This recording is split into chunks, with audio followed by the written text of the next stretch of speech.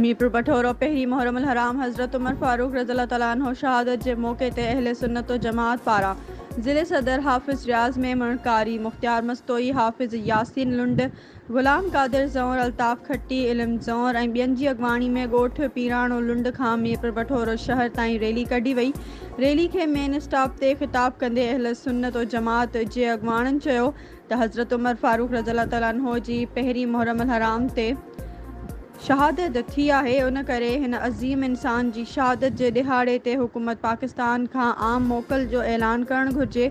उन्हनि चयो त हज़रत उमर फारूक रज़ियल्लाहु तआला अन्हु पुलिस ऐं अदालतुनि जो निज़ाम ॾिनो, ईरान ऐं इराक़ फ़तेह कया। उन्हनि चयो त हिन अज़ीम इंसान 22 लख मेल ते 10 साल हक़ ऐं सच सां हुकूमत क़ाइमु कई। उन्हनि चयो त हज़रत उमर फारूक रज़ियल्लाहु तआला अन्हु जी दावा हुई त मुंहिंजी हुकूमत जे बॉर्डर ते जेकॾहिं कुतो बि बुखायल सुम्ही रहे त बि उमर खां पुछाणो थींदो। उन्हनि मुतालबो कयो त अहिड़े अज़ीम इंसान जी शहादत जे दिहाड़े ते समूरे मुल्क में आम मोकल जो ऐलान कयो वञे।